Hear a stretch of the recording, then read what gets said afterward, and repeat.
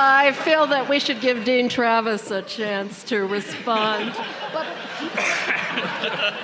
But also... Did you want me to explore this theme further?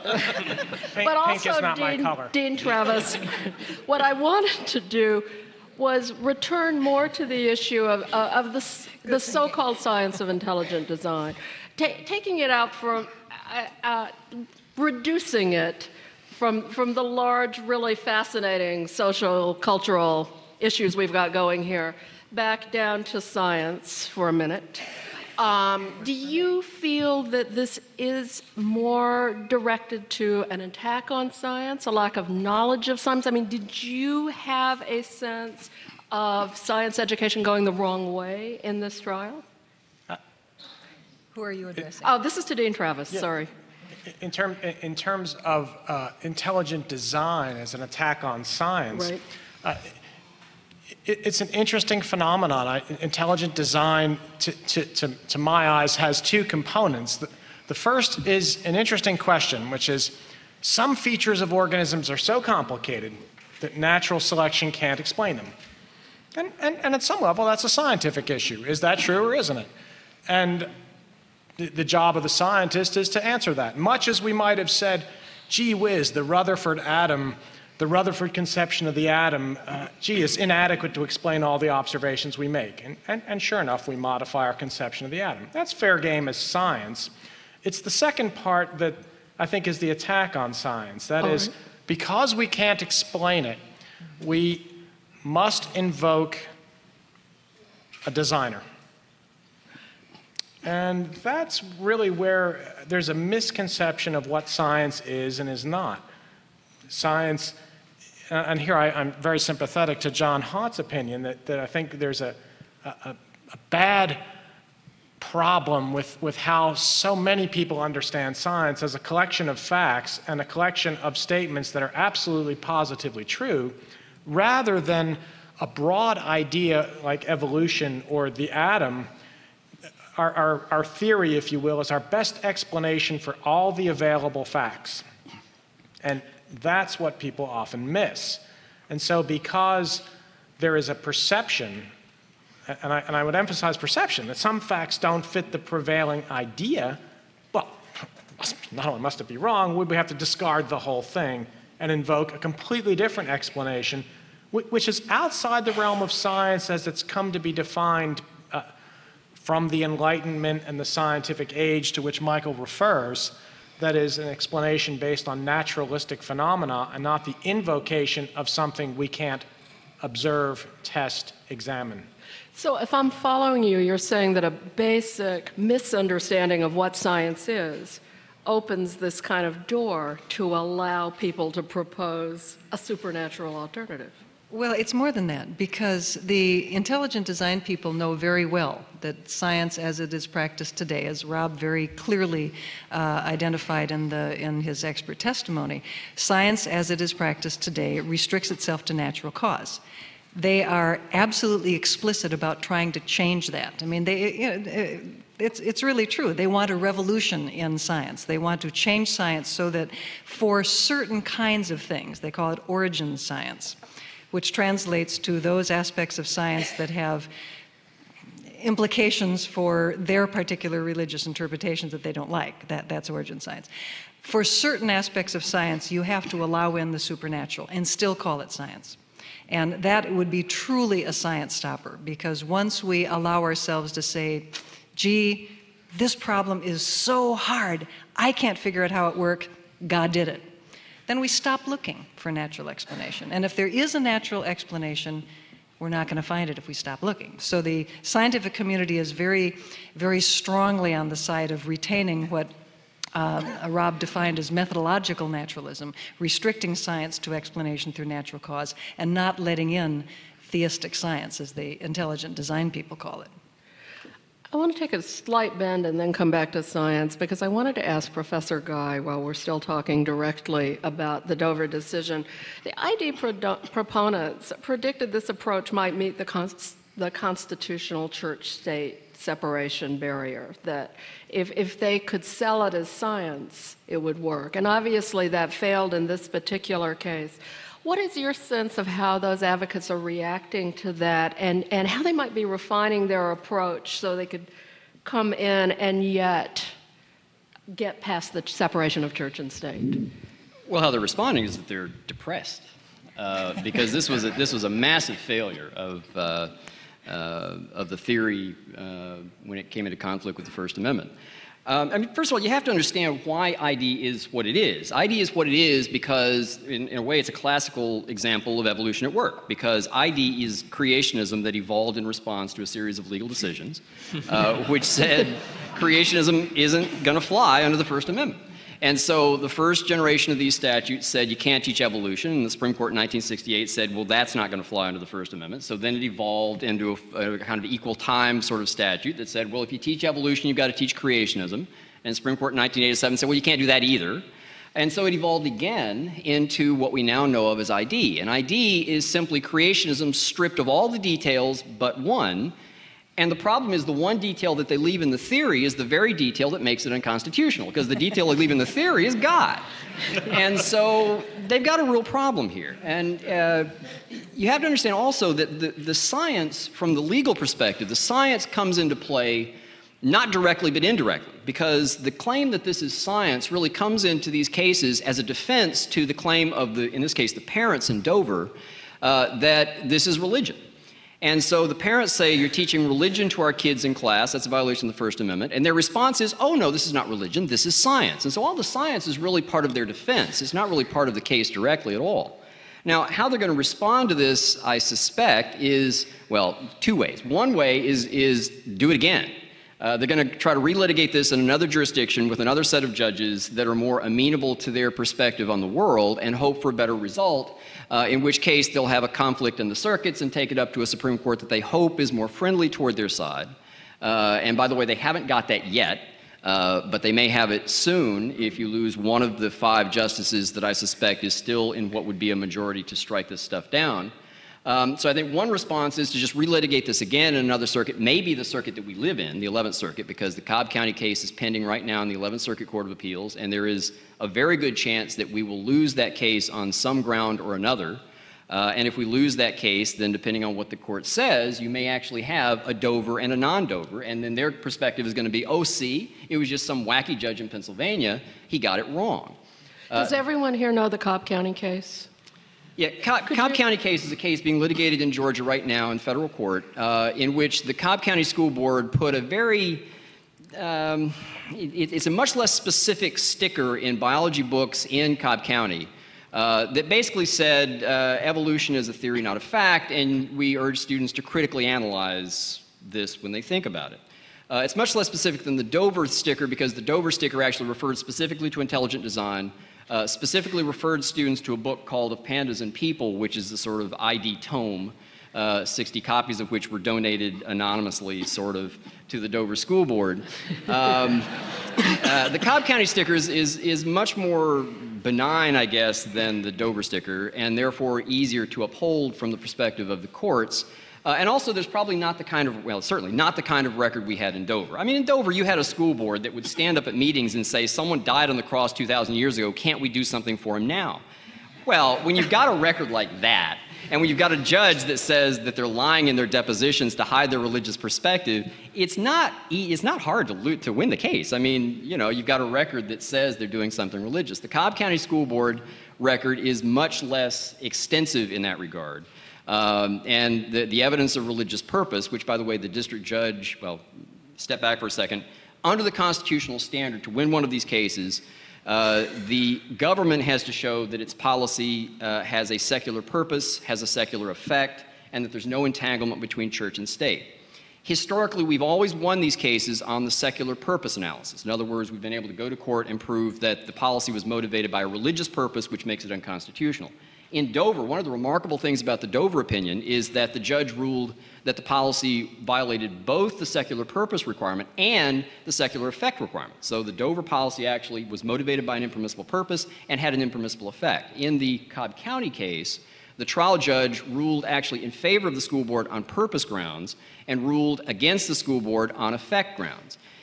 And just in terms of practical litigation strategy, the problem with that is that that sort of a holding requires the plaintiffs in the case to demonstrate that the policy actually had a religious effect in the classroom. And that's very tough to do in the absence of an extensive record demonstrating that teachers were actually saying religious things before their students in the classroom. That's really helpful. Professor Hott, we hear a lot, in fact, of the religious right and the enormous political influence of conservative Christianism. We hear far less of the enormous influence of moderate theologians. There was, in fact, organized out of Wisconsin a clergy letter which endorsed by 10,000 clergymen and women from around the country that endorsed the teaching of evolution in the schools. Why is that? Why is it that in the religious establishment, the rational majority, if you want to call it that, has been so poorly heard on these issues? There are probably many reasons, but what stands out to me is the failure of the media to recognize that between the extremes in this debate, there has been, ever since Darwin himself, a whole spectrum of alternatives in which theologians have, in a sense, given thanks to Darwin for enhancing our sense of the grandeur of creation. Charles Kingsley, for example, a contemporary of Darwin, famous Anglican theologian, wrote to him pretty soon after the publication of The Origin of Species, in effect thanking him for that, because he says this ultimately enhances the authority of the creator, that a creator who can make things that can make themselves is much more impressive than a creator who is pulling things like puppet strings, as it were. And that's only one example. There are many examples of theologies of evolution that I've come across in my own studies, to which most people have not been exposed. You don't read about these in the even in the literature of the churches themselves. In many cases, the suburban pulpit really ignores this whole thing too. So it's, in many ways, it's a failure of our seminaries. And it's a point I try to get across to seminary presidents everywhere. You've got to start teaching seminary students to get into this whole issue of science and religion, or we're just going to perpetuate this whole problem ad infinitum. So. Do you get any receptiveness to that? I mean... Yes, in principle, and I think, yeah. But most people just simply have not been, frankly, exposed to these more, I would call them, urbane interpretations of theology in an evolutionary world. Dean Travis, I'd like you to address then the sort of comparable scientific side of this issue. Many people have mentioned the reluctance of scientists to take on some of these conflicts directly. And I was recently, or in the last few months, talking to a reporter from Kansas who mentioned the fact that in the Kansas textbook discussions were largely boycotted, essentially, by scientists at a national level. And his take was that the research establishment felt itself too good to go to Kansas and therefore didn't show up. That's not necessarily true, but that was his interpretation. I wonder if you think that the scientific reluctance to sometimes enter this issue has affected this debate, and if you see that changing. I think the reluctance to enter the debate is a function of two things. First of all, scientists, by and large, are nerdy little people who have achieved... In pink chiffon. Well, yeah, I mean, achieved tremendous success. In a nice way. In a harmless, nerdy little people. Charming, lovable, nerdy little people. Endearing, nerdy little people. Who have actually achieved a great deal of success by being very focused on very narrow things. And they're very much at home talking to other people like them. Heaven knows, as a dean and a department chair, many of my colleagues are not even at home talking to students, feel very uncomfortable. And have a great deal of difficulty. So first of all, scientists themselves have been, in a more serious vein, scientists themselves have gone through a process of natural selection that has molded them into being very good at communicating with one another, but perhaps less good at communicating to those who are not scientists. As a result, many well-meaning scientists recognize that they really are ineffectual at this. There's also a second problem, which is the fact that many scientists feel that there's no reward in it for them. There's no reward in being a public promoter of science, which is very striking because Darwin was nothing if not a great public promoter of science. He wrote The Origin of Species to a popular audience, to a literate popular audience. And all of his work was addressed to and I learned this from Michael Roos, so I'm just parroting what Roos says. And you're getting a B+ so far, Joe. Not bad. I don't know if the TV camera picks up the strings. But I think there's a reluctance on the part of many scientists to engage in the public debate because they feel as though it's not worth their time. You know, you're only as good as your last grant, your last publication in genetics, and this is just, well, my chair is going to give me an official concern on my evaluation if I do this sort of thing. And I think that's a real concern, even if it's not well articulated by many scientists. Yeah, I just have to jump in here because you're absolutely right about this. I mean, the simple fact is that if an untenured faculty member comes to his chair and says, or her chair, and says, I'm going to spend the summer working to fight ID, the answer is going to be, well, don't look for a good third-year review. And I think we can do something about this. I think we really must. I've seen, since I've been a teacher over 40 years, I've seen an unbelievable sea change in the seriousness with which we take teaching. When I started, when Larry Abel started, we know that, people paid lip service to teaching, but by and large, it went nowhere. Now, people really take teaching a lot more seriously. Now, I'm not saying that everybody's going to be a good communicator at the public level, but I think that we've really got to make big efforts here and, as you say, encourage people who've got those abilities to do that and recognize that this is an important part of being a university professor.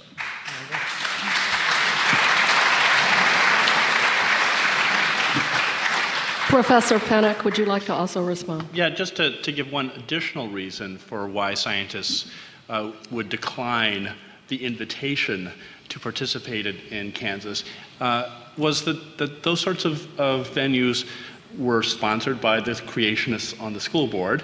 It was recognized up front as sort of a kangaroo court that would legitimize what they wanted to have happen in the end anyway. And I think scientists, not just in that case, but in general, think that by responding, you are legitimizing them inadvertently, right? They don't want to waste the time because there isn't something there that's worthy. But the fact that you engage in a debate, just by its very format, makes it appear as though there's something there to debate. And I think there's a difference between choosing one's venues, right? Those sorts of venues, I think, are not really appropriate. There isn't something to debate there anymore. But there is a huge venue that scientists ought to properly engage in, which is public education. And I actually think that there's some sea change that's happening in part because of the Dover case, where scientific societies have now recognized, we've been failing on the job.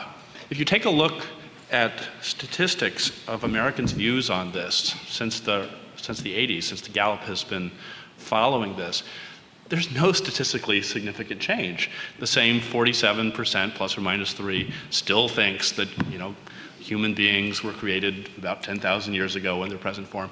And, all of the education that we do in the university seems to have made no dent in that. And I think they now, when you get things like these policies being put into place, and Dover in particular really alerted scientists to this, I think they've really thought seriously about how they're doing that job of educating people about not just evolution, but about the nature of science. And I think a lot of societies now are taking that seriously. And I think that's a great thing. And they didn't do that in the 1980s when this issue went to the Supreme Court?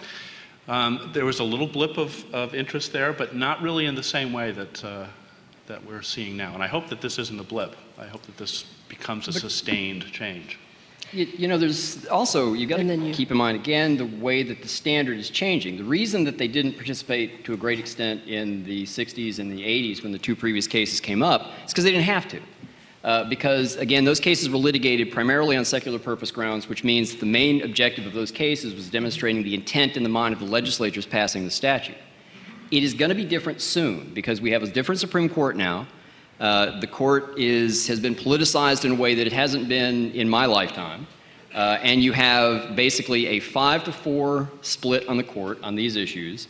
The crucial fifth vote is Justice Kennedy. Justice Kennedy does not like the secular purpose component of the present analysis. If you get another case within the next 2, 3, 4, 5 years, I strongly suspect that that part of the analysis is going to be dropped out. And what you're going to be left with is a standard that basically says it is illegal to coerce on religious grounds anyone in a public school classroom. What that's going to mean in terms of the practical litigation strategy is that we're going to have to go into these cases and demonstrate, as we did effectively in Dover, that this is not science, that the only thing it is religion, but what you're going to have to do to demonstrate that is put the Ken Millers of this world and the Rob Pennicks of this world on the stand, and they're going to have to communicate to an audience comprised largely of lawyers. And, you know, bless our hearts, we're a lovable breed, but we're scientifically illiterate. I mean, the reason we're in law school instead of medical school is because we don't know anything about science.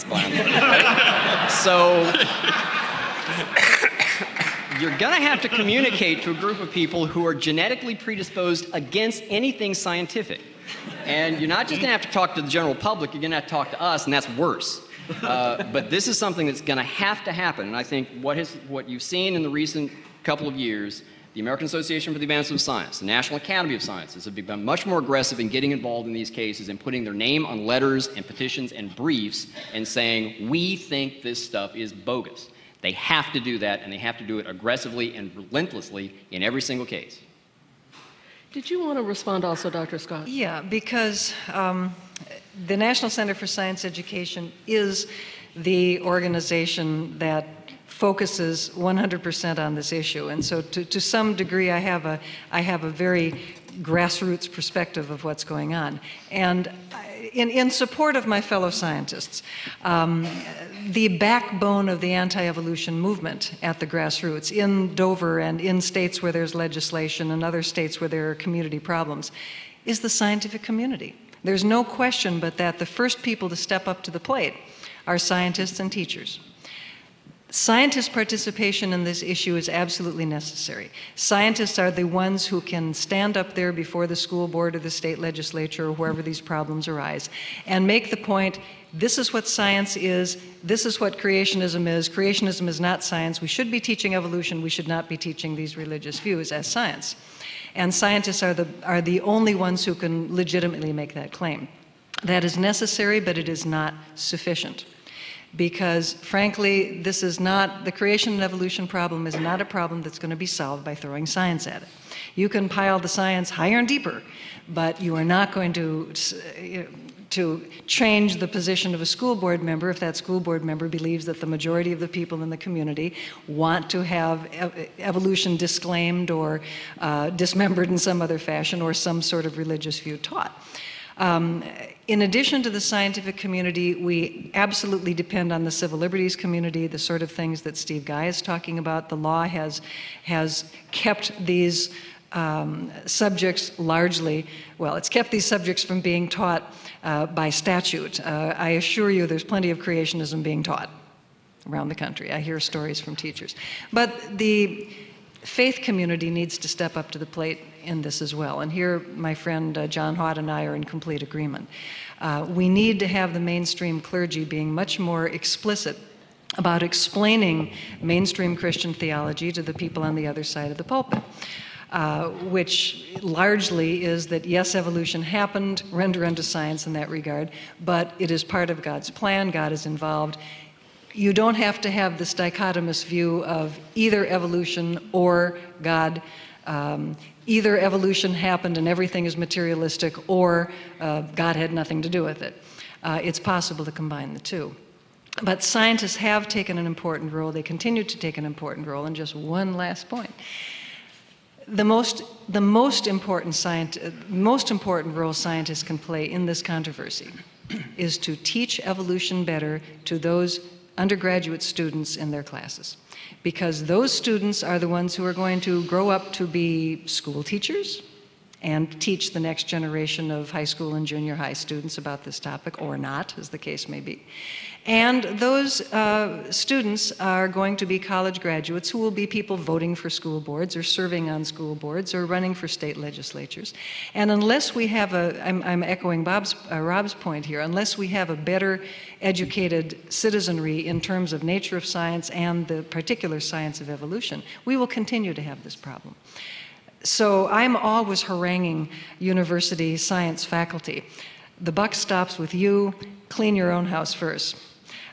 Think about how you can bring evolution into every single week of your biology semester, regardless of whether you're teaching biochemistry, molecular biology, organismic biology, whatever it is. You can think of how you can bring the principle of common ancestry into that topic.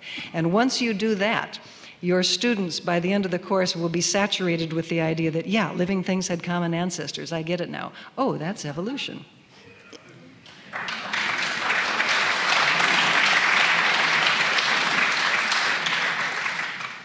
Why don't we talk a little more generally then about the state of science education? I'm inclined to also bring in K-12 as well as university undergraduate. And I thought I might run through first one of these obvious science literacy surveys for U.S. citizens. And many of these are graduates, actually, of American universities. And this is from an NSF survey. A recent NSF survey, it's about 2 years ago. How long does it take the Earth to orbit the sun? In this survey, 54% got the right answer. They said 1 year. That was up from 50% the previous year. Next question. Is this true or false? Lasers work by focusing sound waves. 55% got that wrong. 45% correctly said no, light waves. Antibiotics kill viruses as well as bacteria. 51% got that correct. Said no, antibiotics don't affect viruses. The earliest humans lived at the time of the dinosaurs. 48% said no. And finally, human beings developed from earlier species of animals. 53% said no.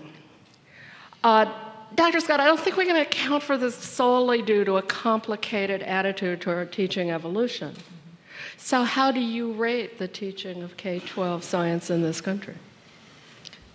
Well, the teaching of K-12 science in the United States needs a lot of work. There's no question about that. It needs funding, it needs instructional materials, it needs better training for teachers, it needs more in-servicing for teachers, it needs more opportunities for teachers to talk to each other. If you talk to high school teachers and junior high teachers, they will tell you that the thing that they miss most of all and that they really want most of all is being able to get together with their peers and talk about the things that work and share ideas with each other.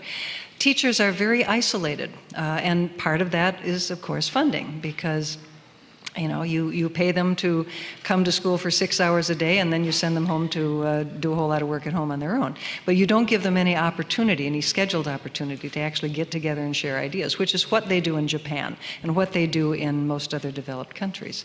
So there's a lot of things that we need to do, but again, to harp at one of my favorite topics, the buck stops with the university professor. Because if a high school teacher doesn't know enough about the nature of science to teach it well, that's not the fault of the education school. That's the fault of the arts and sciences departments. If a high school biology teacher doesn't know enough about evolution to teach it with confidence, that is the fault of the biology and geology and astronomy departments, not the fault of the education school. So I think we all have plenty of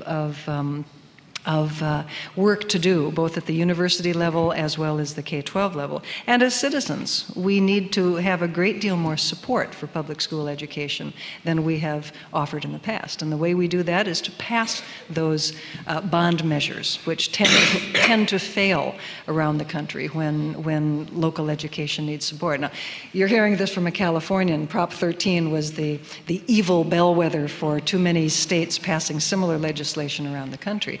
And it's made a huge difference in the quality of education across the board, not just science education. Do you agree with that, Dean Travis, that the buck stops at the way that universities, colleges of arts and sciences train their graduates to go out and spread the scientific word? Absolutely. Because we, as I think we've said, the students in the classroom today are the citizens who vote tomorrow. They're the ones who actually elect the people who make the policy decisions. And if we're not sending people out with the knowledge that lasers focus light and not sound, that the Earth takes a year to go around the sun, we're doing something really wrong. Now, one of the things I personally think we do wrong is that when we teach evolution as a course, we tend to teach it to biology majors. So when I taught it for 20 years here, and I often would have science education majors in the same class as the biology majors. And I failed to appreciate at the time that those two groups of students probably need to know it at different levels. That is to say, the arcane population genetics details that might be appropriate for a biology major are completely inappropriate to a significant extent, not completely, for a science education major. And so we don't do a very good job, I think, of teaching evolution as a process to the students who are not biology majors or deep science majors. And I think that's where our failing begins. But I couldn't agree more. The buck stops here. But it stops with us too, Joe. I mean, speaking as somebody from the other side of the campus, the humanities side, I think we've got a job to do too.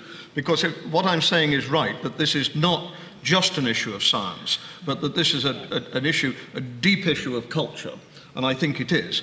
I'm 100% in favor of better evolution teaching. And that's partly why, mainly, completely why you and I are doing this volume for Harvard, because that's what we want to do to hit good high school students.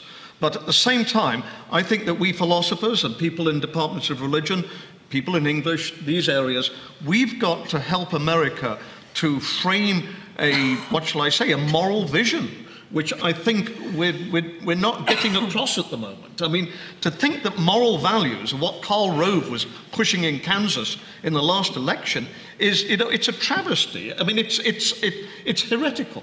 And I think that we've got to do much more to show people that moral values is not this narrow, simplistic solutions, march into Iraq, support Israel because you think it's bound up with end times, and these sorts of things. And I think that if we can do that, then we start to whittle away at this sterile biblical literalism.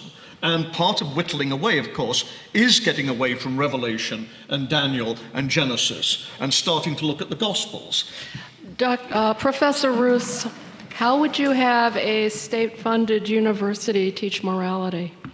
A state-funded university do what? Teach morality. Well, I don't know. I've been doing it for 41 years now.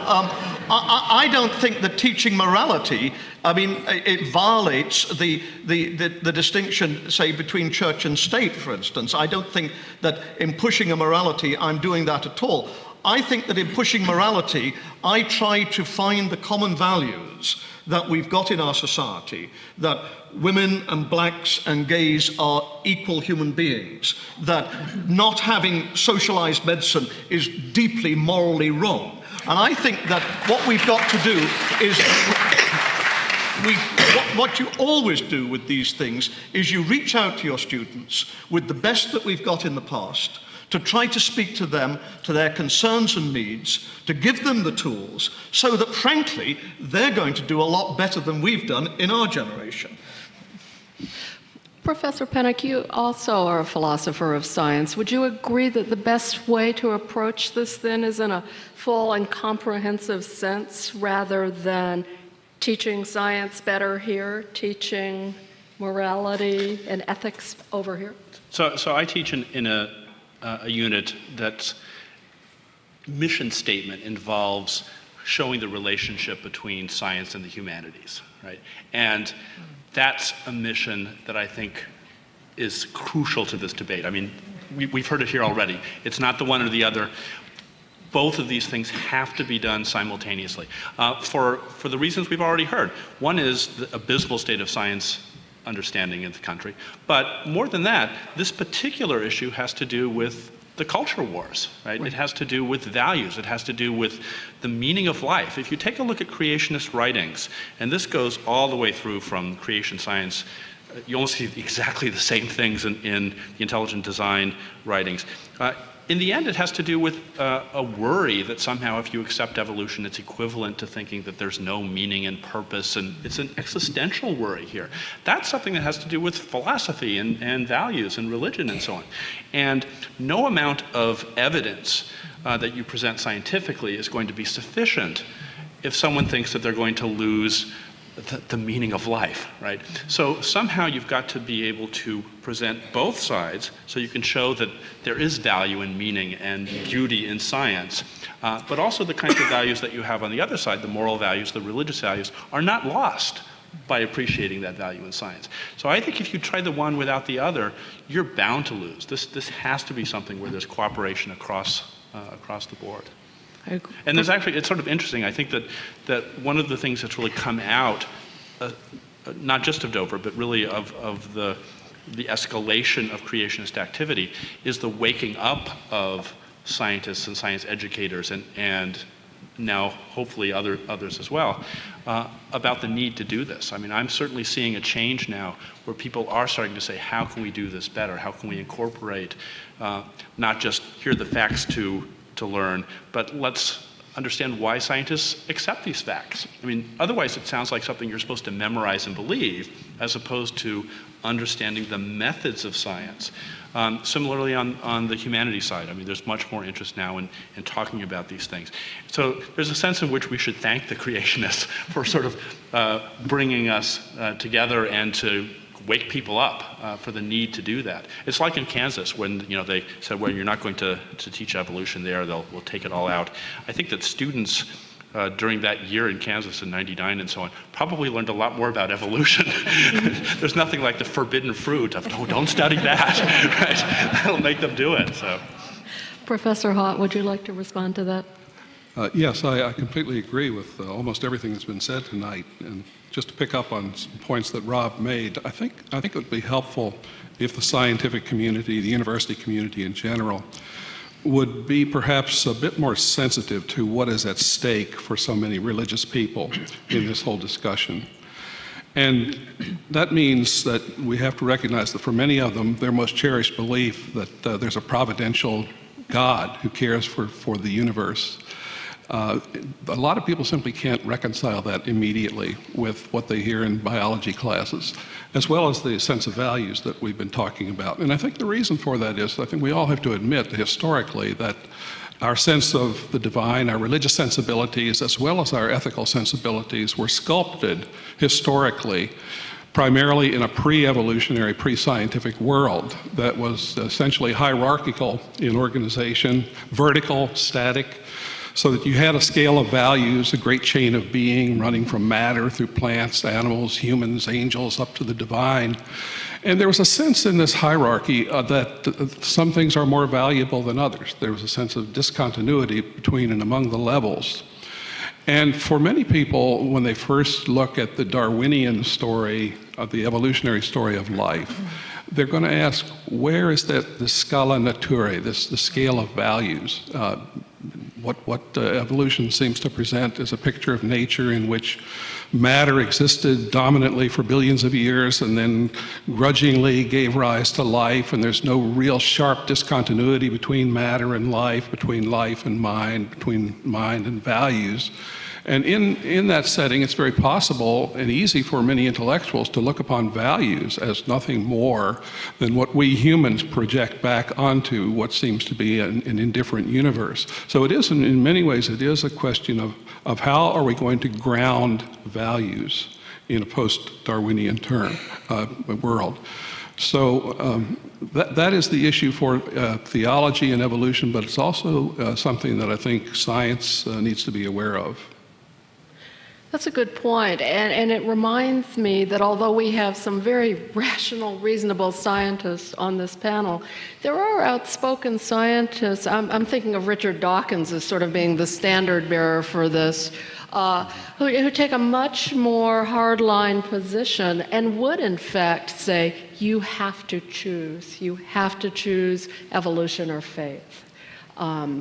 And they're louder, again, in the same way that, some of the right-wing conservatives are louder than you all are normally, right? How does the scientific community deal with Dawkins, or even, I'm thinking of another philosopher of science, Daniel Dennett's most recent book, which was pretty hard line. Would you like to address that, Professor Hott, again? Yes, it's what has happened is that evolutionary explanations are extremely powerful, extremely robust, and it's understandably natural that we would want to take evolutionary explanations as far as we possibly can.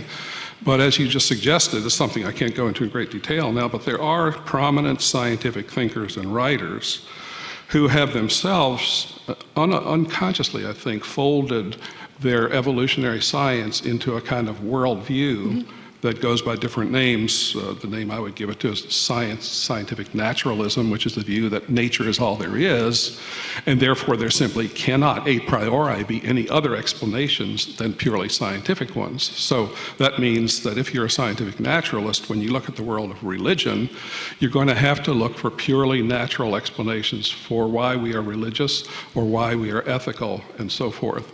And I think it's important to push evolutionary explanations as far as we possibly can, but we have to be careful of when an evolutionary science makes the kind of gradual slippage into a kind of materialist or naturalistic worldview. And the irony of this is it sabotages and subverts the whole mission of science education. When in a culture where 90% of the people are theistic, some of the most readable and popularized presentations of biology, in effect, tell them, logically, you have to be a materialist or an atheist if you're really going to understand this science. So it's very important that the scientific community, the science education process, become aware of the distinction between scientific method, or what Eugenie called methodological naturalism, and metaphysical naturalism, which is a worldview that nature or matter is all there is. John, you're just too nice to these people. Your Christian niceness just keeps coming out. Let me speak as a non-believer. Dennett and Dawkins are absolute bloody disasters to our side at the moment. That what they're doing is they tie atheism, hardline atheism, and Darwinism just like this. Every time they open their mouths, the creationists, the ID people cheer. These people make no effort whatsoever to look at what religious people are saying, to try to have any understanding of how the average American mind works. They call themselves brights, and everybody else, I take it then, is a thickie. Starting with Joe Travis. I defend to the death their right to say this, but they are not helpful. They are deeply not helpful. Dennett's recent book starts out by talking about parasites in the first chapter and in the first paragraph, and the second paragraph is, and religion is one too. Until we evolutionists make a real effort to reach out to American culture, to try to understand what motivates average people in Dover or Pennsylvania or Tallahassee, we're going to lose, and we bloody well deserve to.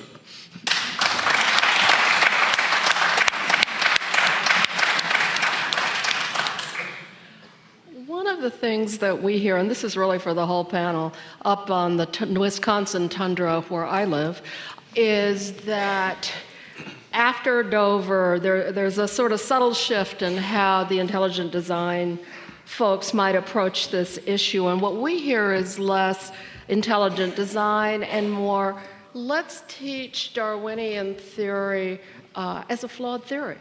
And let's look at it in full context. Here's the theory, here's some alternatives, here's societal views to it. Let's teach it as a rich educational experience.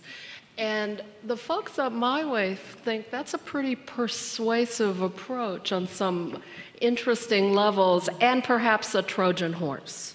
Could you address that, Dr. Scott? And also, Professor Guy, I'd be interested to hear your sort of legal take on that approach in the K-12 system. At NCSE, we talk about the pillars of creationism, which are three. These are three categories in which any creationist argument can be fit. One, that evolution is a theory in crisis. Scientists are giving up on evolution. Well, it comes as a surprise to the science faculty. But two, that evolution and Christianity are incompatible, and that's one they work at a lot. And the third one is the one you're talking about. And this is the fairness argument, or its various permutations. Well, it's only fair to balance evolution with something. First, it was balance evolution with creation science, and as Steve pointed out, that didn't work in the courts. And then it was balance evolution with intelligent design, and that is not working out well in the courts either. And now it's balance evolution with the evidence against evolution, the strengths and weaknesses of evolution, a critical analysis of evolution, or teach the controversy.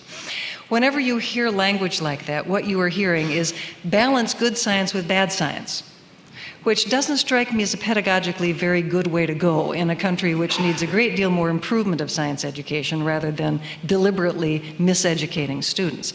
But it's incredibly powerful in a country like the United States, where fairness and town hall meetings and being able to speak your mind, and everybody has to get their day in the sun and so forth. This is an enormously powerfully, culturally powerful argument to make. And we have a tough time in the science community because the answer that we automatically come back with is, but science isn't a democratic process. We cheerfully discriminate against those ideas that don't work. It's not like this is this is a true meritocracy in the sense that those ideas, explanations, theories that really do explain nature are the ones that last and the ones that trickle down into high school. But teaching something that is completely outside the canon, so to speak, just because it would be fair to do so in the minds of some individuals who don't like a particular subject matter, is hardly defendable pedagogical policy. But never mind about it. This is an extremely powerful argument, and in the scientific community, we need to have better ways of addressing this than we have. Teach the controversy, says the Discovery Institute. And that's a very snappy phrase, and it resonates. If you dissect it, what they mean by teach the controversy is teach students that scientists are arguing about whether evolution took place. Well, we don't argue about whether evolution took place. We argue about the mechanisms of evolution. We argue about the patterns of evolution. But it's a category error to say that because we argue about details of evolution, we're therefore doubting whether living things had common ancestors. But it's a powerful, powerful argument. And we don't have any good, snappy responses to that. Good point. Professor Cobb? Yeah, first of all, this is an argument that's been around for a long time. If you go back and read the 1987 opinion from the Supreme Court dealing with creation science, it was a 7-2 case. One of the two dissenters was Justice Scalia, and Justice Scalia's perspective on the case was, well, it's not really an unconstitutional thing for them to teach this because it wasn't really religiously motivated at all. Maybe they're just stupid. Maybe Louisiana legislators, maybe they're just dumb. And there's nothing unconstitutional about being stupid. And so if they're just teaching stupid stuff, okay, well, that's fine. It's maybe a bad idea, but it's not unconstitutional. And it's true. I mean, if what it amounts to is them saying things and us responding by saying they're just stupid, then we lose the case. Because to win these cases under the Constitution, you have to demonstrate that what they're doing is religious in nature and therefore a violation of the First Amendment's Establishment Clause. Now, the way you do this, the way you litigate the new generation, if that's where they're going, which I suspect you're right, I suspect that's exactly where they're going, the way you litigate this stuff is, I suspect, not that differently than you litigated Kitzmiller. And in fact, if you look at Kitzmiller, if you go and read the decision in Kitzmiller, it's a thumbnail description of all these arguments and the responses to them. Because in Kitzmiller, there was testimony about the various empirical claims that the ID folks are making about the flaws in evolution. And the judge sat there during the testimony and listened to it and said, it's just wrong. It's embarrassingly wrong. And it's embarrassingly wrong because of the standards that they use to get to those conclusions. If you look at the testimony of Michael Behe, for example, Michael Behe was led down the garden path by Eric Rothschild, one of the lawyers for the plaintiffs. Eric got him to admit first that you really had to change the definition of science from natural explanations for natural phenomena to broaden it to include supernatural explanations for natural phenomena. And Eric said, well, that's an interesting definition. And under that definition, then astrology is science. And Michael Behe thought about it for a second and said, yeah, that's right. Okay, keep talking. If that's where you're going, if that's what you're going to say, and if you're going to raise these arguments, then the logical conclusion to that, to a judge that's not already predisposed in favor of ID, is, look, something else is going on here other than a legitimate discussion about scientific disputes. This ain't science, this is something else, and the only other something else it can be is religion. And frankly, they know it, we know it, the judges know it, and after a day or two of testimony by the likes of Behe, everybody's going to know it. And I know that from just talking to reporters who covered the trial and had no scientific background, had no legal background, but would call up for a comment on the trial and say, that guy was just an embarrassment. Yeah. So the answer is, it is going to make it tougher to litigate the cases because they're hiding the ball deeper and deeper and deeper. And what we're going to have to do, and again, as a lawyer who litigates this stuff and writes briefs for the National Academy of Sciences and various other groups, you're going to have to help me out here. You're going to have to give me scientific testimony and scientific explanations that can communicate these ideas clearly to lay people, or the category beneath that, which is lawyers. You're going to have to help me do that, right? But it can be done, and Kitzmiller, I think, gives us the model for doing it. But it's going to be more expensive, it's going to be harder, and frankly, if you've got a hostile judge, that's going to make it an even bigger problem. Point. Professor Pennock? Yeah, I just want to say one other reason that this new strategy of not mentioning intelligent design and instead talking about teaching the arguments against evolution and things of that sort did appear in the Dover case, because they talked about students will learn gaps and problems in evolution. So it was actually a hybrid kind of policy that had part of the old ID strategy of mentioning it explicitly and part of the new strategy of approaching it in this way. And the judge's decision actually did address that. But one of the reasons that I think is important to keep in mind here, that the name change isn't going to make the difference. And what we need to always do, this is a basic thing you teach in philosophy of science, or any philosophy, of course, is to get past just looking at the words and to try to get to the concepts. And what has happened over time here is the names have changed, but the concepts have stayed the same, right? So creation science, oh, well, the Supreme Court said that that's not acceptable, so let's just do a little word shift. And in the Dover case, one of the nice revelations was looking at the drafts of the textbook that was at issue of Pandas and People. And you could see how in the early drafts prior to 1987, before the Supreme Court decision against creation science, they used creationism, creation science. They used that terminology explicitly and said, here's what it is, gave a definition. And you can see the switch in the draft from before the decision in 87 to right afterwards, and they changed the name. Oh, that didn't work. Well, let's call it intelligent design. And literally the definition is the same, but they just changed the word, okay? Well, critics have now shown that it's the same thing. So what are they going to do? Well, let's change the name, okay? We'll call it something else. And if you take a look at the content, creation science, intelligent design was really always the same. It was always just a series of objections. Here's something you can't explain. It's always a series of negative arguments. And really talking about arguments against evolution, although it doesn't say the name there, is really just a way for them to bring in their arguments again under this new heading. And I think were anyone to try to do that and bring in their arguments in this way, it would actually be just obvious, because people are now alerted to that this is a change in name, but not a change in content.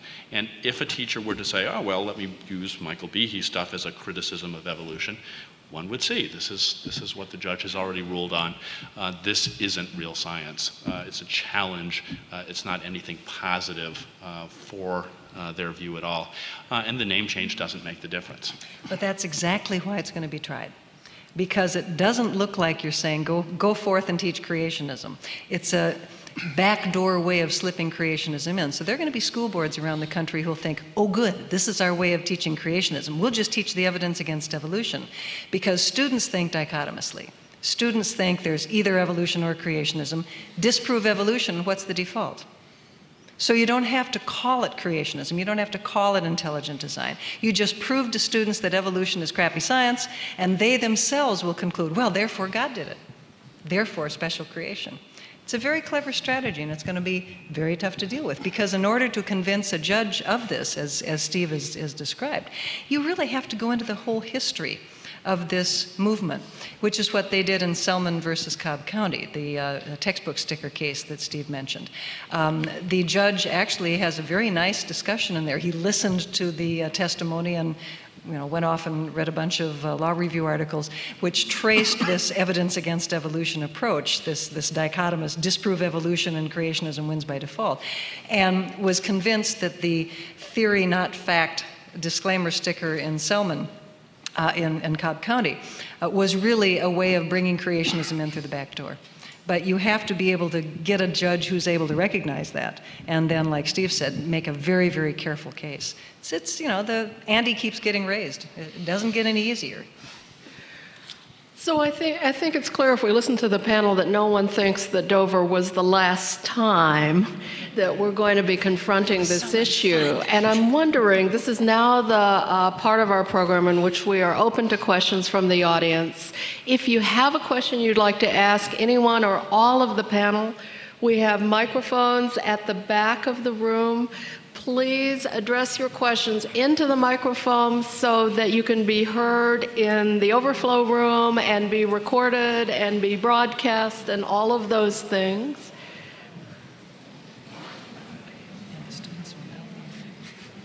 Or they can just leave. Good evening. Can you hear me? And we'll begin over here. You state your name and let us know your question, and I'll repeat it up here if it's difficult to hear.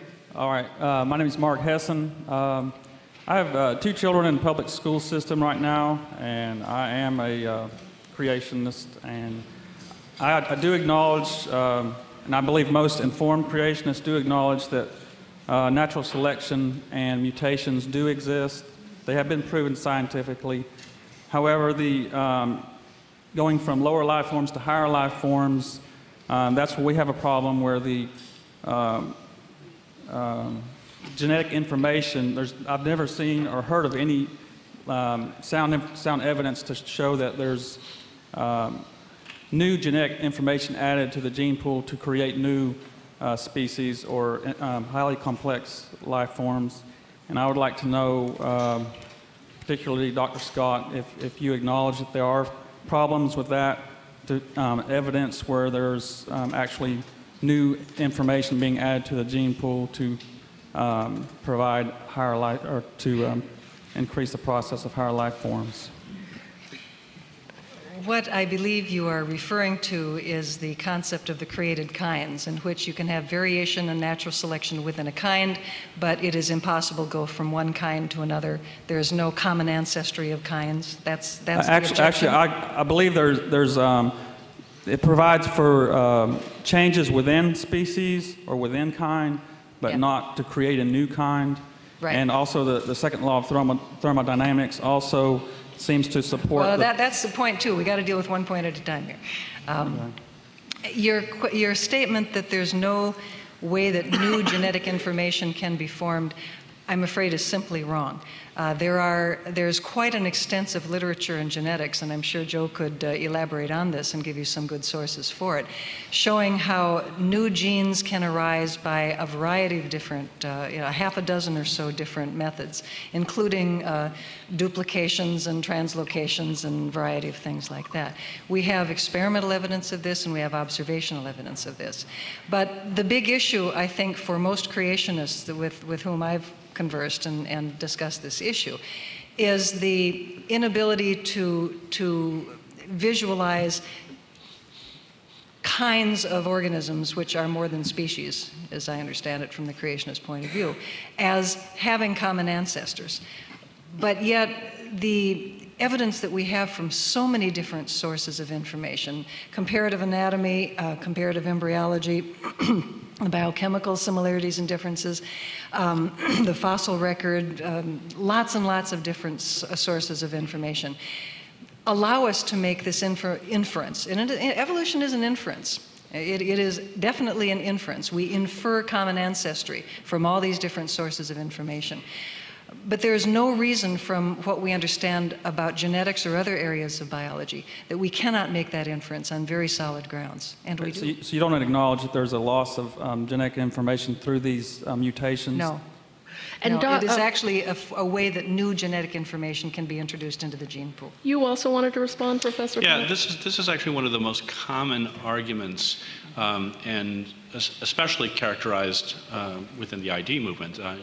Although not distinctive to them, it was made by creationist science before that you can't get through natural selection and random mutation new information. Where does it come from? How do you get complex functional traits?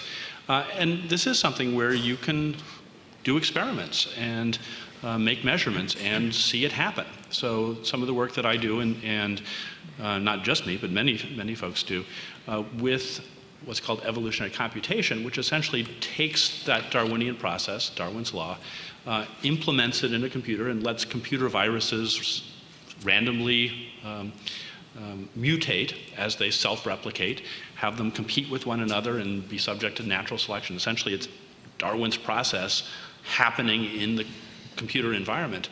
You can watch them go from things that can't do something to something that can, and you can tell, hey, there's something new here that happened through that process. And there's graduate students who are working on that, and you can track the information increase. So this is something that's measurable, and I think that type of argument really has just been totally shown to be false. Dean Travis. So your question's a very good one, because as Bob points out, one of the early criticisms of Darwin's notion of selection was that it really would just shuffle around existing variation. How do you make something new? And so it's a legitimate question. The evidence is really striking, though. For example, and a lot of this evidence comes to light only with the advent of molecular methods. For example, you have a phenomenon known as pseudogenes. For example, in hemoglobins, there's a number of different hemoglobin genes. That's the molecule that carries oxygen in the blood. And one of the forms of hemoglobin that is the functional hemoglobin in goats and in ungulates is actually present in the primate, humans and monkey genome, but is silenced. That it's actually the same gene but turned off. A different gene is actually functioning to do the hemoglobin carrying in us. Fish have pseudogenes. You can trace the evolution of the pseudogenes through the vertebrates, which are the organisms I know personally the most about. So it's a fascinating case of new genes actually being added and old genes being turned off. And the process by which this occurs is actually now reasonably well understood through gene duplication and divergence. So it's a striking example at the molecular level of new genetic information being added that produces some very different types of adaptations to different oxygen environments. It's a good point. We're going to move on to this gentleman here.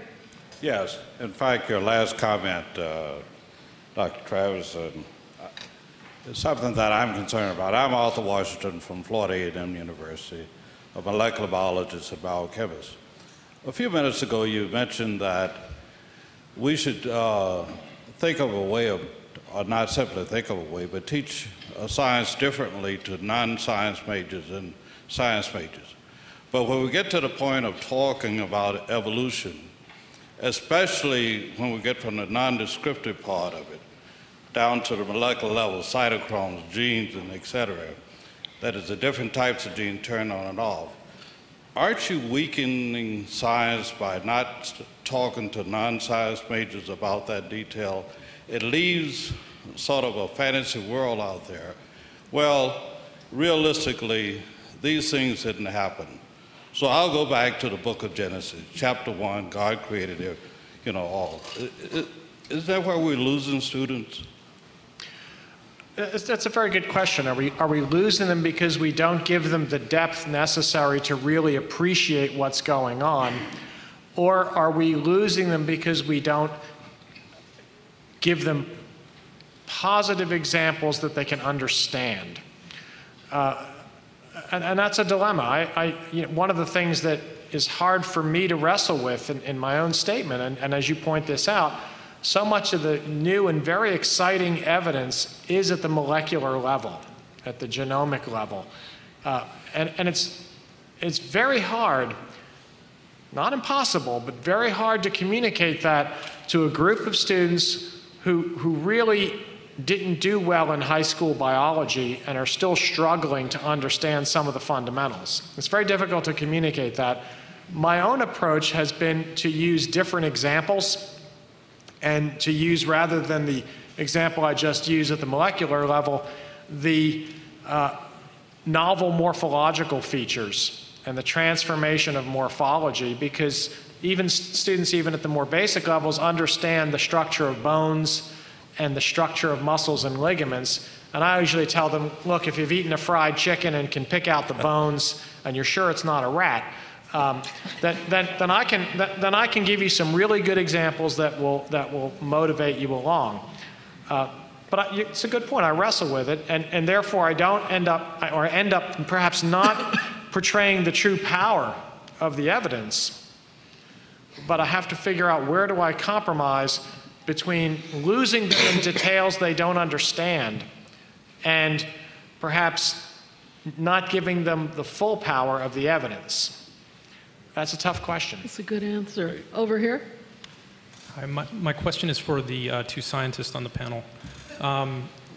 Basically, I'm wondering if you can discuss the collision probability of basically, let's give something with a very high Stokes-Einstein diffusion coefficient, let's say a hydrogen atom, 2 hydrogen atoms, in a primordial soup on the order of 10 to the 9th cubic kilometers, and then extrapolate that to the complexity of 3 billion base pairs, 200,000 genes, 40,000 proteins, and discuss your calculation within the context of the entropic contribution to the free energy of this process. What on earth are you talking about? Thank you. This sounds very much like something from Kent Hovind's webpage. I mean, is your point that the origin of life is incredibly improbable? Therefore, my point is that I'm not disputing the evolution, but what I am disputing is that it doesn't it still doesn't explain the origin of the species. Oh, absolutely. What, the origin of species? Yes. I would like to see, I challenge What's your anyone understanding of species? I challenge any one of the scientists to, species are a dime a dozen. Species are all over the place. Why are you having a problem? Speciation theory is a whole separate component of evolutionary biology, and it explains how isolating mechanisms can arise when genetic contact between populations is cut off. I'm not arguing that. That is how you get new species, through those kinds of. I don't get it. I'm not sure what your question is either. Can you either state it more clearly, or we're going to move over here? I'll take that you can't answer it. No, I don't think you didn't ask it. Yes, I did. Over here? No, that isn't what he's asking. No, sorry, we need to get you on the mic. This gentleman believes you're asking what the origin of life is. I'm asking for someone to put a single-celled organism into a test tube. It doesn't even have to be 10 to the 9th cubic kilometers, the volume of the primordial soup. Give it in a test tube and make a human out of it. Challenge the scientist. I'm sorry, but... Thank you. Thank you. That would not prove or disprove evolution in the slightest. Okay. Over here. Hi. I'm Pete Dunkelberg, and I'm a member of Florida Citizens for Science. And I guess some of the questions so far illustrate Dr. Travis's point, and some of the rest of you. We could use more science education. let's see, though. If I could help out just a teensy bit here, you know, on the question of information, there is no quantitative definition of information that you can apply to a genetic string that only allows mutations to decrease it. You can clearly have a mutation that increases it if you apply any of the quantitative definitions of information. So that's not really a problem. And you didn't answer the question about what about the second law of thermodynamics? Right. We don't have a chance to go through any equations right now, but That's why I didn't since answer. we know that evolution is a process that goes on around us all the time, if it did violate the laws of thermodynamics, we would just have to say to the physicists, well, sorry, fellas, that's not a law after all. Let's see here. I guess I better get to a question pretty soon here.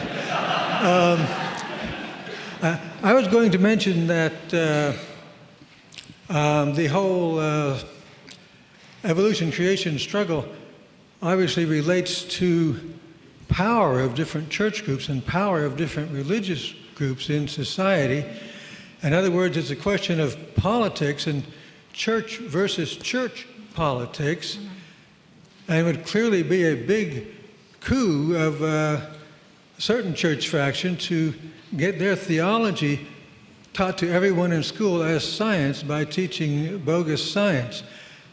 And do you agree, any of you, that this is a church versus church politics issue and the different churches struggling for power?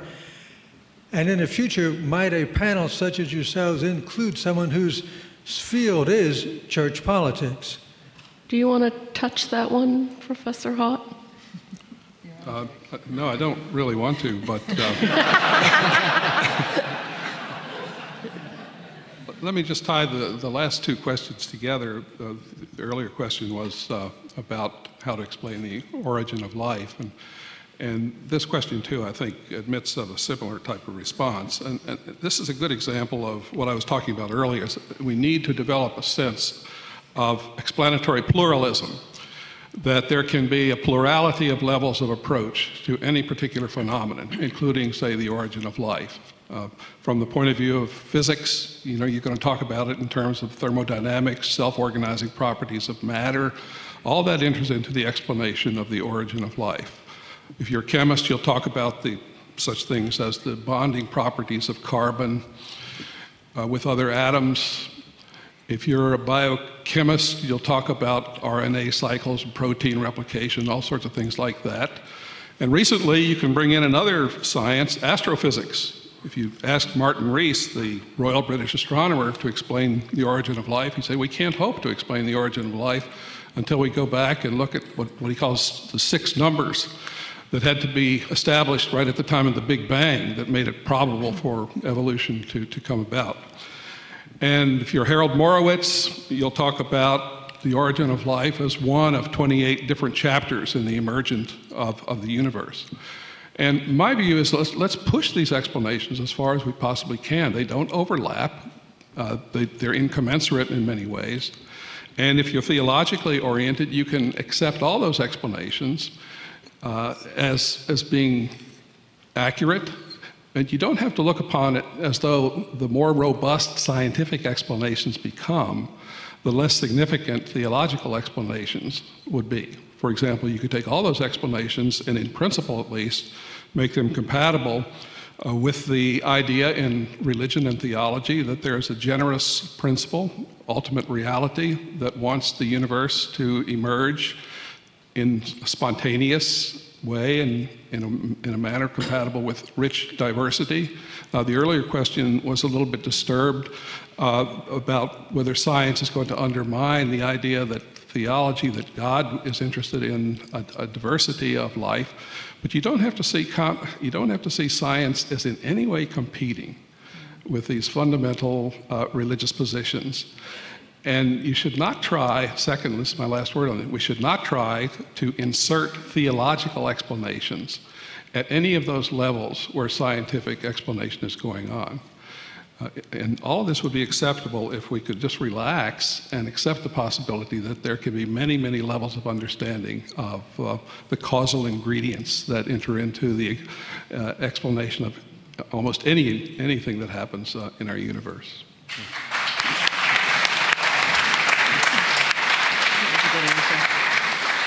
Over here. Yes, my name is Wade Young.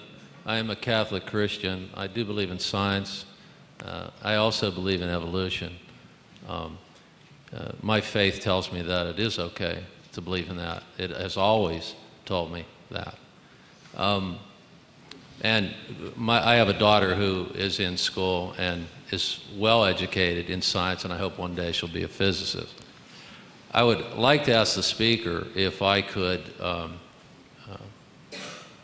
say a quote, since at the beginning you quoted from Darwin. I have a quote from a scientist that I would like to read before I ask Dr. Hott a question. Is that possible? Is it a short quote? It's a very short quote. All right. This is from Roger Bacon, who I believe he was a Franciscan who taught at Oxford, and I believe that's pre-Enlightenment during the 13th century. He said in his Opus Maius that without experiment, nothing can be adequately known. An argument proves theoretically, but does not give the certitude necessary to remove all doubt. Nor will the mind repose in the clear view of truth, unless it finds it by way of experiment. He also went on in Opus Tertium, the strongest arguments prove nothing, so long as the conclusions are not verified by experience. And my question to Professor Hott is, at the beginning you said how we need to be educated in both religion as well as science. And my biggest concern is, as a Catholic Christian, when I study history and science, and I look at my faith and I go to the past, and I read all these things about religion and science were very integrated, including philosophy, all the way from the very beginning of the Christian era, which included the Judeo-Christian era. Do you think the main cause of all this is because of the Enlightenment, the separation kind of science away from the church created this conflict that we're having today, when in fact people don't go back and read history and see that there really wasn't a conflict, that religion was very open to science, as well as the arts, music, architecture. Professor Hott? Well, just a brief word. I think a lot of people are unaware of the fact that historically, as in the Middle Ages, for example, there were many people, and then of course there was Roger Bacon, who instructed theologians to let experimentation, to let science push natural explanations as far as they possibly can. These people, long before our own time, were aware that it's not the business of theology to come in and intrude into the work, the good work, the ongoing work of science. But if theology should do anything, it should encourage science to push natural explanations as far as they possibly can. And I'm not sure that the Enlightenment is the cause of the problem we have today, but what can happen is, and what has happened, is that some people have discovered that natural explanations are so powerful that they seem to render superfluous at any point any invocation of the idea of divine wisdom as somehow underlying the universe. But when that jump takes place, you're no longer doing science, you're into philosophy, you're into your own worldview. So the worldview of scientific naturalism is, I think, inevitably going to conflict with the worldview of religion. But I don't want to mistake that conversation with a real and important and enlivening conversation between science and theology. Yeah, and I'd just like to underscore that, because I am one of those scientific naturalists. I am a materialist in my personal philosophy. But I don't believe that science compels that conclusion. I believe that science is an equal opportunity substratum for religion or any philosophy you want to come up with. And I think Jack would agree with me here. I think there's a very, we can learn a phenomenal amount about the natural world by applying this methodologically naturalistic approach that we call science, by restricting ourselves to natural cause, even when it's really tough. One of the things scientists get very used to saying is, I don't know yet. And you might have to wait before you can explain some phenomenon until you develop better instrumentation or other theories or something. And sometimes you just have to say, I don't yet know how the bacteria flagellum evolved. You don't come to the conclusion that because I don't yet know, it's unexplainable. But I think the basic idea that because science is incredibly powerful, because we have explained so much through science, it is not unreasonable to take from that the conclusion, therefore, there is no God. It is also not unreasonable to take from that conclusion that science says nothing about the existence of God. Science does not compel you to a naturalistic or a non-naturalistic conclusion. And I think that is the mistake that people like Dawkins make. They believe that there is this necessary tie, but even someone who agrees with Dawkins philosophically can't agree with him on the nature of science. Over here. My name is Tom Clark. I have a question about a slightly different angle on the relationship between religion and science. And I don't have anyone I'm addressing it to, so if whoever is interested in, I'd be interested in everyone's response. But there have been some scientists who have made a pretty good effort in the direction of trying to explain religion with their scientific skills. I'm thinking about David Sloan Wilson, who has looked at religion as an adaptation of a group, which has conferred selective advantage to groups. So there's basically an evolution in religion is something which has been good for humans in that regard. And then I'm thinking of Pascal Boyer, Religion Explained, who looks at a little bit more at the psychological mechanisms that we all share as humans, which tend to make us religious creatures. And in both of those books, I was struck by how these scientists were so respectful of religion. When I was through reading, I was left wondering, well, which church do they go to? There was a love of their subject matter. And what my question is what place might this have in bringing some rapprochement or resolving some of the tensions or enlightening us about the nature of religion and science? Does Darwin's Cathedral bridge the gap? Yes.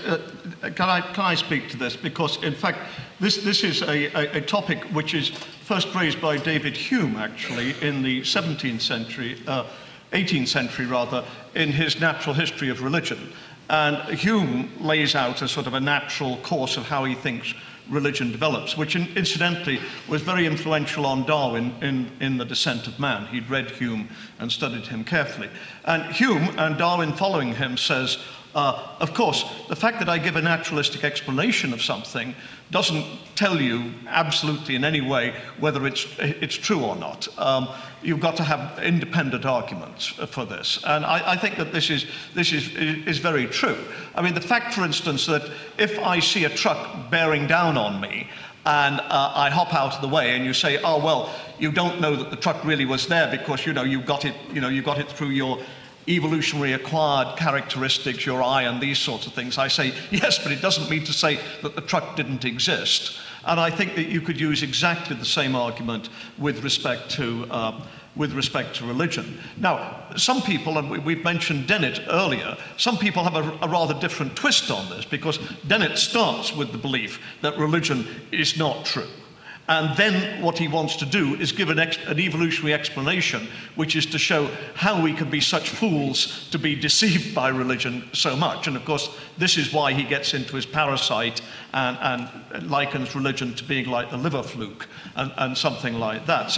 But Dennett, of course, is doing a rather different argument. He's not disproving religion through evolution. he's already, if you like, assuming or disproving religion and then going in that way. And I think it's a very dangerous argument to go the other way, just simply say, oh, well, because I've given a naturalistic explanation of something, therefore this shows that it's false. I mean, Ed Wilson, I think, makes this mistake in On Human Nature. And as I say, Hume, 2 centuries before, was right, but I'm not surprised because Hume tends to be right on all the important issues. But I didn't get the sense that either one of those authors were, while approaching religion from a scientific viewpoint, had any thoughts that they were somehow weakening religion or disproving it or anything of the like. I'm going to ask Professor Haught if he'd also address let's take the question, why are we religious, or why do we have tendency as species to be religious? I think it's important to listen to what the evolutionists say on this, and I have no trouble answering the question as long as we allow for a plurality of levels of explanation. At one level, yes, I think we are religious because religion has proven to be adaptive from a Darwinian point of view. Or if you're a neo-Darwinian, you might say what's going on in religion is that genes are getting into the next generation. As long as you don't say that's all that's happening, I mean, you can maintain all this and still at the end say, I'm also religious because I'm being addressed by a great mystery to surrender myself to something of ultimate truth, goodness, and beauty. So it's possible. We should never have to say it's Darwinian selection rather than, say, some address by the divine. But that's what happens on both sides of the issue. And my definition of reductionism is the suppression of explanatory pluralism. And religious people can be just as reductionist as scientists here whenever they say, no, it's God rather than natural processes that are involved in our being religious. Let's allow room for all levels of understanding, and I think we'll have a richer understanding of our world. Folks, we're out of time. I realize that there's a fair number of you up here who yet have questions, and perhaps if you want to come down and ask the panelists directly, they'd be happy to answer them. But